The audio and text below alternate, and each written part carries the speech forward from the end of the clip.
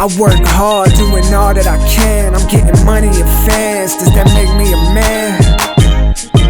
Does that make me a man? To build a man.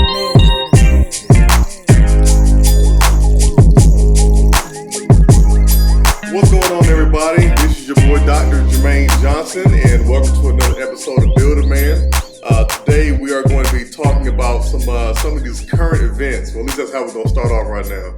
It's talking about some of these current events, and obviously, we know football season just kicked off. We got some crazy stuff that's going on. People have been posting and tweeting about this Antonio Brown situation. Now, me personally, myself, I'm a Cowboys fan, but we're gonna talk about that in a few seconds. I rock with them Cowboys. How about them Cowboys? I should have worn my poncho for this show today, but I didn't. I left it at the house, and I've been in a rush and all that, all day. We might be talking about a little bit of the gun violence and things that are going on, especially here in Columbia, South Carolina, where a lot of recently a lot of things have been happening. Nobody's really been talking about the things that have been going on recently here. It's been a real uptick in shootings and things that have been going on. But talking about this specific information, this situation when it comes to this sports stuff, I may have a different opinion on some of these things, but I also was an athlete. I played basketball at the College of Charleston. I also played in the NBA D-League, and then I played overseas for some years. And I see sports as a way to escape some things, to escape some poverty, to possibly escape certain situations that you might be going through, some things like that. Just a way to kind of get your feelings out there. But this Antonio Brown situation, now I don't know all the particulars of it, but from what I can see on the outside, it looked like a few of our football players act like some spoiled brats, and I mean, to be honest, I have a real issue with that. I got a real issue with these guys being spoiled brats. Now, of course, when we talk about the NCAA, with that in the football and the basketball, now that's something different compared to these professional athletes. With the NCAA, they are making billions and billions of dollars off these athletes' faces and not giving anything. Now, we're going to have people on here going to say, oh, but they get a free room and board, they get food. That is not even a drop in the bucket compared to what the NCAA is making off of these players. It is actually, they've said that, and this has to be checked, but it has been said that one USC football game actually pays for everybody on the football team's scholarship for 4 years. So that means that is like profit for the next 4 years of these players actually sports. So, talking about this stuff that we got going on here, I think we need to really understand that, sports is a big money thing. It's a big money game, which is why these guys like Big Zeke, and I'm a huge Zeke fan. We eating out here, I'm a big Zeke fan. But some of these guys, they need to really tone it down some. I think they need to tone it down in terms of the attitude. Now the owners, they need to tone it down some too. Jerry Jones and all them guys, they need to tone it down some too. Because obviously, if they can afford to pay these players $90 million, obviously you got to think about what these owners are making out there. So I think we just need to take a hard look at the sports industry overall. Not just at the players, not just at the owners, but overall, we really need to look at this thing. The NCAA needs to be revamped. All this thing needs to be revamped. As a matter of fact, during that Duke situation with Zion and them, they had Zion Vision. CBS was following this man around with a camera and recording this guy, and he didn't get $1 off of any of that stuff. So you have to think about, the exploitation of these athletes and things that are going on. But when it comes to leadership, I think there's a better way that these athletes can voice their opinions and can get out there rather than going to Cabo for however long he was doing that and being crazy like Antonio Brown was doing and all that stuff. We kind of need to reevaluate who we are and what we're doing. Maybe that's in starting our own league, or maybe that's in investing in some other things. But we need to. I think we just need to go about some things differently. Another part of this whole football industry is talking about the Jay-Z thing, with Jay-Z partnering with the NFL. So this guy has been a serious advocate for, Colin Kaepernick and all that other stuff like that. And then he go around and he go sign a contract with the NFL. Now, I don't know. There's been a couple of different theories. You got one where they're saying that, maybe he's trying to infiltrate and get him back in there. And then you got one theory saying that, hey, he just turned his back and he sold out. I don't know what's going on, but I do have to say that on the surface, that looks real bad. It looks real bad, looks bad for us, looks bad for African Americans, looks bad for, just the whole industry as a whole and what he's really talking about fighting for. So, but men, this has to do with leadership, so this whole NFL and NBA and NCAA stuff like that, we have some people that are looking at us. We got people that are looking at us. These are billion-dollar industries, and people are looking for, how we are going to respond in certain ways. And we could really take this as a learning experience to figure out, what it is that we need to do in order to move our communities forward. How we can really invest in the youth, how we can invest in people, and how we can learn from our mistakes. Because obviously, in a few years, people are going to look back and say, man, look, I could have handled that differently. I could have handled that, a different way. Pass that information on. Pass that information on to somebody else who's down there to say, hey, I could have did something differently. Let's not continue to make those same mistakes, doing the same crazy stuff and saying the same crazy things without trying to change and do something different. I really believe that, that we have a responsibility to our youth, to our communities, to really help individuals out. So that's enough about sports for today. That's my little sports topic. Sports is near and dear to my heart because it got me out of my situation, it got me out of my life. So it's always going to hold a special place in my life. I'm a big advocate for sports. Not coddling these kids anymore. I'm tired of giving these participation trophies. I don't care. Fight me. I don't like participation trophies. I think that we should not be setting these kids up for failure at such a young age in terms of, just because you showed up, I'm gonna give you something. Well, I didn't get no honor roll just because I showed up to school. And I didn't get any of that stuff just because I showed up. So you don't get a paycheck just for showing up to work. You got to actually do something. All right. If you don't do something, then what do? They fire you. So you got to do something. So, let's just be more of an example to, the younger generation, the people who are coming up. But with that being said, we've got a guy who's going to be coming in. We're going to spend the rest of the show talking to my guest. You all will probably know who he is once he sits on there. He's a huge Clemson fan. I hate Clemson. I hate USC. I went to the College of Charleston, so I don't have a dog in the fight. I don't hate them. They good, but I just don't have a dog in the fight. But anyways, we're going to be talking about gun violence, a lot of different things that have been going on in our nation and what this organization plans to do about it. So stay tuned. We'll be right back after this. Hey everybody, and welcome back to Build a Man. I've got my guest here today, Mr. Perry Bradley. Appreciate you coming on out here today, sir. Thank you. Yeah, he is the CEO and founder of BBC, which is Building Better Communities. I'm sure that a lot of you all who are viewing this right now have probably already seen him, heard of him, have done some work with him. He's probably called on you to do some work with him or something. he probably been in your inbox. He's probably in your inbox while the show going on right now about doing some work. But he's doing some great work in our communities right now, really trying to help and give back to the people in this state of South Carolina. And so that's why I wanted him out here to just kind of talk a little bit about what he's got going on, his organization, and how we can support him and his organization, as well as, a little bit of the current situations that are going on in this county and in this state. So, Perry, appreciate it. And why don't you tell us a little bit about BBC? Well, Building Better Community started out when my cousin was killed by a state trooper at an event that we all were at. So what we tried to do was try to first, the family got over the grief, but then we met with Sheriff Lott, and Sheriff Lott was able to help us understand what actually happened, get the video and things like that. Before, he was shot in 2010, so before that, there was no body cameras in Richland County. Mm-hmm. So one of the things that we advocated for was getting body cameras. So now they all have body cameras. We went to the county council meetings and fought to get that. So that was something that was very big. So what we did then was we said, you know what? too many of us dying. That was around that time when a lot of African American males had been getting shot by police. And what we did was we started trying to bridge that gap between our communities and local law enforcement. So after that, we went from in the community to trying to bridge the gap to now really advocating strongly against gun violence. Wow. So what are some things that you see are going on right now, let's say in our community right here in Columbia, that need to be addressed? Well, the biggest thing, honestly, and I know my African American people are going to be mad at me, black on black crime. People feel like that's not an issue, but gun violence truly is black on black.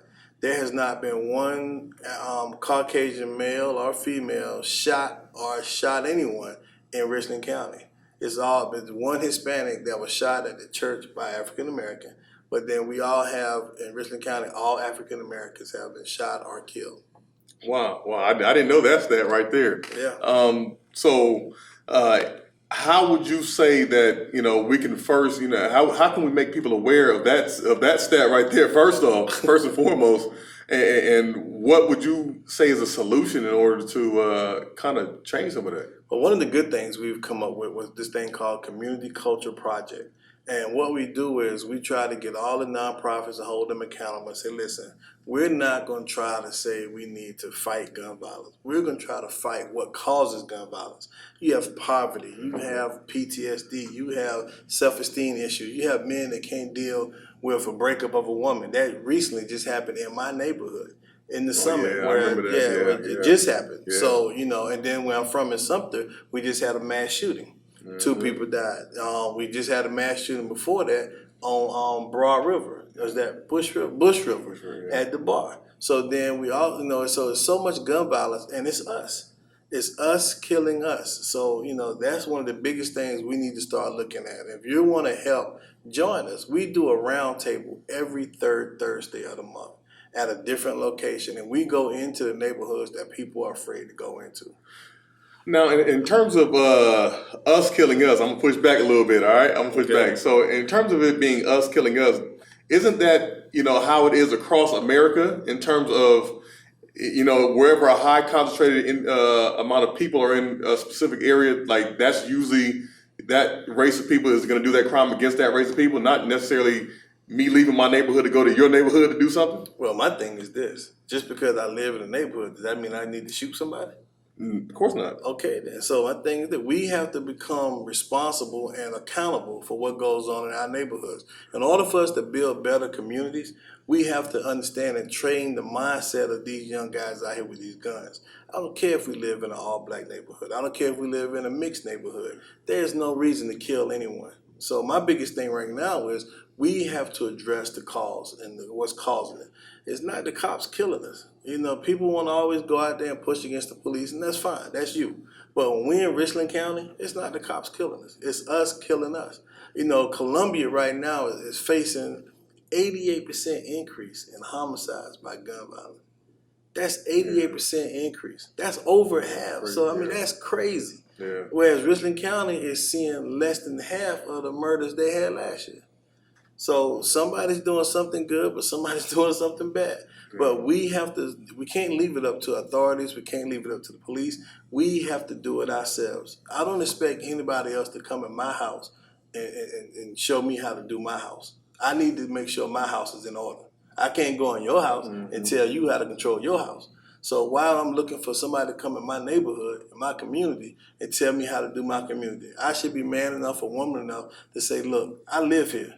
I don't want to die. I don't want to have to be running from gunshots. I think we now hold accountable. You see a gun, call 911. You see a fight break out, call 911. I really push for there to be laws when you have people with all these videos, these camera phones, and they're out there taking the videos of these fights and everything else that escalating to something different. Put a charge on them. I bet you that'll stop. Now, what about individuals? So let's say I grew up in this neighborhood, and everybody in my neighborhood is exactly like me. We all think alike. We all talk alike. We all dress alike. How can you expect one of those individuals to go against thousands of individuals and say, you know what, this is not the right way? So I always ask a question: how do I know my thinking is wrong if everybody around me thinks the same? You have to be a strong, powerful individual to break a generational curse. You have to. You have to be out. You got to be thinking outside the box. You have to be an absolute, just a diamond in the rough type. With a high thinking comprehension ability to do something like that. When I'm around thousands of people who I've never seen anything different, and then all of a sudden I have to just wake up one day and say, you know what, this is not right. This is not normal, without ever knowing anything better. Well, I'm not going to say it's easy, but my thing is that's why it's called the Community Culture Project. It's not something one person can do. I can't go into a community and change that community. I can go in with a team of different organizations, myself, local law enforcement, and we could show them a better way. You have to fight poverty. That's the biggest thing. You got to give people in communities a reason to want to be in that community. You can't keep having people in communities where the trash is all over the place and everything else, and people not taking pride in their own environment. So when you change that mindset, then people start wanting to protect what's good. If you don't care about it, if people don't care about it, why would I expect you to care about it? So that's something where you have to look at it and say, no, one person can't do it. I can't do it. I'm not strong enough. You're not strong enough. The police department is not strong enough. It's going to take the people living in those communities to really handle themselves. And I put the power with the people because that's where it should be. Yeah, but in our situation, you kind of have to teach people how to think. And if somebody has never been taught how to think, they don't know how to think. I tell people all the time, just because you progress in age does not mean you progress in mentality. So it don't mean nothing. If you put me in a cave on an island somewhere where I never talked to anybody, how would I know anything? Because wisdom is just a bunch of life experiences and things like that. So teaching you. How are we going to go in these communities and teach these people how to think? Some of these people are so set in their ways that this is the way it is. We have never trusted law enforcement. We ain't never gonna trust law enforcement. My great grandma was beat by a police officer. They ain't none of them ever coming to my community. Ain't never doing nothing. This is what it's gonna be like. So how do you teach people how to think? Well, first of all, you have to go into a community and listen. We never go into a community to tell somebody this is what you need to do. We go in, we have what we call roundtables. And our roundtables allow us to understand what this community needs. And that's the most important thing. Think about it. Nobody can come in your house and tell you what you need. You have to sit back and listen to what they need. And a lot of times you'll find it's not that people are all that bad. It's just that they don't have any hope. They don't have any reason not to do anything different. You give enough people in a community a good paying job, health benefits. You give them a reason to put on nice clothes, to go out and do nice things, instead of out here selling drugs to make ends meet or out here fighting each other. You give them a reason to want to be better. You can't make them better. You ain't gonna win all of them. Yeah, I agree. You can't tell somebody to stop selling drugs and not give them alternatives. Yeah, you have. Let's be realistic, but that's where a lot of organizations fail. Yeah. You go in and tell me I got to stop selling drugs, put this gun down, but you don't give me no hope. Yeah. You still cutting my lights off. My child still ain't got no food to eat. I still live in a food desert. I still live in port housing. We have got to start holding everyone accountable. The entire community, from the housing authority to the police department to the individuals who live in the community. Everybody wants to blame the cops. Everybody wants to blame authority, but nobody ever wants to look at the man in the mirror. And so now what we're saying is look at the man in the mirror and do better. So what do the men of South Carolina, because obviously the show is called Build a Man, all right? Build a Man. So what do the men of South Carolina need to do in order to take ownership of this situation and to start to change this situation? You want to be real with it? We don't care. Man up. Be a man. You living in a woman's house that's on Section 8 and you sitting there just crashing and thinking you the man. You're not the man. Go get a job. Take care of the bills. Take care of responsibility. Just because you get a woman pregnant don't make you a man. Be a father. Even if you and the mama don't get along, you take care of that responsibility. We have so many things that we've lost as men. We don't realize that women make more money than us. Women have higher educations than us. That's why the whole Me Too movement is going so strong. The key women in all the neighborhood community organizations I see are women. Where are the men that, men like us, what we do, we small. Almost every organization I deal with at the head is a female. I'm not saying that's a problem, but I'm saying where are the men who want to take back their communities? Man up. That's the biggest thing. Just because you got a gun don't make you a man. So, and this goes all the way back. We can go all the way back to the 1800s. All right. So, if the man was removed from a household strategically, how do you fix that? If I didn't see a man growing up, and they didn't see a man growing up, and they didn't see a man growing up, all the way back to whenever, because you have to think that all this stuff, just like, wealth is passed down from generation to generation, all this stuff is passed down from generation to generation. So if what was passed down from me, from my generation before, is a woman is the head of the household, this is what I have to go with. She is the person here. This is all I see every single day. And then all they saw above that was the same exact thing. But we got to change that, though. How? Because men have got to become men in the community. I mean, it takes a village. And when I say that, I mean, how many times you know where the father was killed or deployed or went to jail, and the uncles and the cousins, the men, had to step up and help the family? We don't do that no more. Everybody's out for self. I don't care if the woman is a single parent. More power to her, because she's doing a great job. But my thing is this, and I know people gonna hate this, it takes a man to raise a man. When a woman tries to raise a man, she raises a man in her image of what she believes the man is supposed to be. But she can't raise him to be the man that he needs to be, because she's never been a man. So my thing is this, you have to have men that are willing to go out in the community and do that. I coach.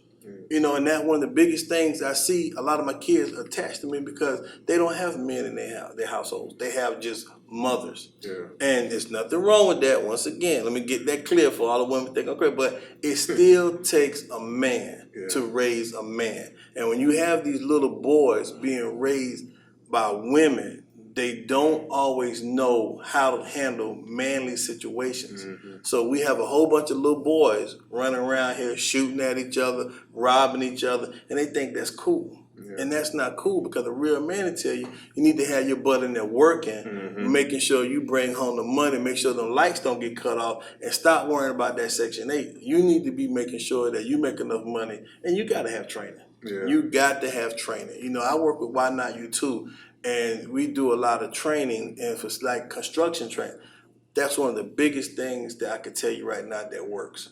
People need hands-on experience and actually know how to do things, and the men have got to step up. Yeah, one of the things I was in church one day, and we had a guy coming in here as a guest, like pastor, and he said, in order to be a man, you have to see a man.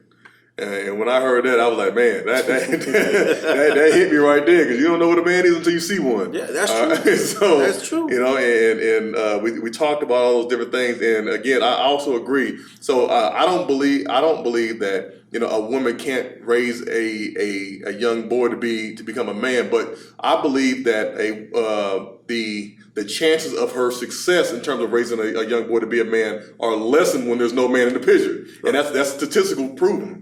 And let me ask you a question. Do you really think that it is coincidence that Section 8 and all these programs don't want the man in the house? What? Of course not. I told you this is way back when. This is going way back. Yeah. So there's a reason why they don't want the man in the house. You're taking the man out of the household. Yep. And they did that for a reason. Make the system rely on him. Yep. Thank you. Yep. So if you know that's what they're doing, and you know that's an issue, why don't you address it by saying, hey, I'm not going to let this become me? Yeah. You know what I'm saying? Yeah. Because if you get on Section 8 and you live in there, even if you a man and you want to take care of your family, if they catch you in that house, you're homeless. Yeah. So, they did that for a reason, because they didn't want the man in the household. Yeah. But we got to say, hold on, this ain't right. Yeah. What can we do to better ourselves? Get a job. Yeah. Go out. People say, oh, I can't get a job. Go to training. Go to school, and you know how it is. When I first went to college, I was poor. I had to work a full-time job. That's what took me longer in school. You work a full-time job to get through school. A lot of these cats nowadays don't even work a part-time job. They thinking that's too much work for them. Yeah. Man, I've done everything. I'm from Bishopville. I'm not afraid to say it. I've picked cotton. I've picked tobacco, and not picked cotton as a slave. Yeah. Let's get that straight. Yeah. But when the tractors used to go through the cotton field, they would leave a lot. And there was always field owners that would pay us to catch the extra. And you get good money off of that. Sometimes you put rocks in the bag, all kind of stuff, but you still get paid for it. Tobacco, right there in Hartfield, they had the big old tobacco field. You could pick tobacco out of. I mean, wood pump, oh my God. People don't understand. Those are real hard jobs. And our guys, they not built for that no more. Yeah. They go out in the sun too long and they melt. Yeah. I agree. I think that they replaced the man with the system, and they allowed a lot of women to just not get married to the man, but get married to the system. Yeah. And that's why they don't respect the man. And that's why they don't respect the man now. It's like the system was treating me better than you. Yeah. So, I remember back in the day, and not telling my family business, but men could cheat and do whatever, but they made sure at the end of the day there was food on the table, there was power, you had a good roof, and everything else. And the women would be right there. Now, I'm not saying that's what it needs to be now, but I'm saying the men still, even when they indiscretions, they still were men and made sure the house was taken care of. These men now, they still cheating. But they just ain't taking care of nothing. They ain't taking care of and slack. Yeah, they got babies all over town, but they ain't even taking care of the kids. Yeah. It's crazy right now. And you call yourself a man because you can pull a trigger. That don't make you a man. There are a lot of songs I hear right now about what you can do and everything else. Like, oh, I got a gun, I can rob you. And what good do I get? How can I feel any sense of accomplishment by robbing you? I didn't earn nothing. Yeah. And you can turn right around and rob me. Yeah. I want to circle back to this gun violence situation just for the last little bit here. So there's been a lot of these mass shootings that have been going on, in Texas and Ohio and all those different places like that. And I've been seeing a lot of people all over social media talk about this stuff. Talk about the sensible gun laws, the background checks, and all that. But what I've seen myself as like an uptick in shootings right here in Richland County, I've been seeing, it is like every other day somebody's getting shot or killed or something right here. And I don't see our community really talking about that the way they're talking about. It's like they want to tackle the American problem instead of tackling the home problem. So I've had people have said something to me, and I say, man, look, I don't live in America. I live in Columbia, South Carolina. That's where I live, and that's what I see. And that's what makes our organization so good. We don't worry about America. We worry about Richland County, Columbia, right here. We do a lot with Sheriff Lott, that. And what we learned is not the AR-15s that are our problem. The regular handgun is our problem.